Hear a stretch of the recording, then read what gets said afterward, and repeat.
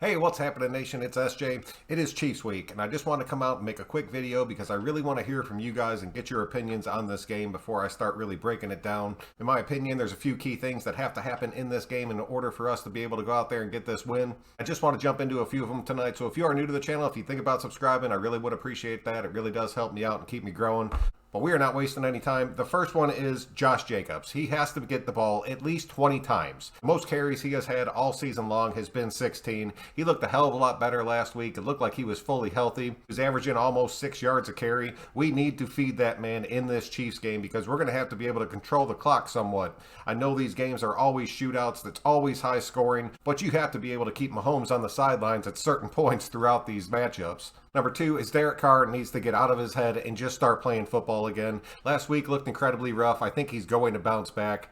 He understands how big this game is. Raiders didn't have too big of a problem moving the ball last week. We just could not finish and put the damn thing into the house, and we cannot have any dumb turnovers in this game. As far as the receiving group that he's going to be throwing to, Bryan Edwards has looked like shit. He is riding that borderline I'm a bust mark right now. I really want this kid to turn it around. He's the last one of that draft class, and I do not want to see him be gone too. And then we got Djax coming in. Maybe he will end up making a play or two for us in this game. But I swear you guys need to stop telling me that he can do the exact same things that Ruggs can do. That is a complete bullshit lie.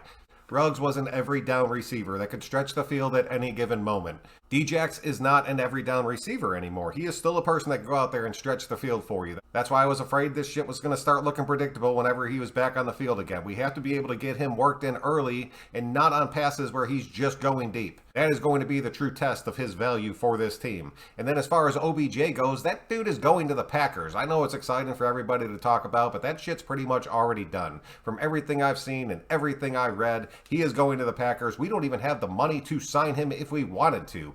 He's coming with a $7 million price tag. We had $4 million. We shuffled around Richard, so we opened up an extra $1 million, and then we used that to sign Djax to his 1 year, $1 million contract. And finally, the last thing that we're going to have to do in this game, just continue to have our defense play at the level that it has been playing at throughout this season. We should be able to hang with this Chiefs offense step for step defensively. As long as the offense is able to put the ball in the house, we should honestly win this game by 2 touchdowns and put the Chiefs right back where they belong on the outside looking in.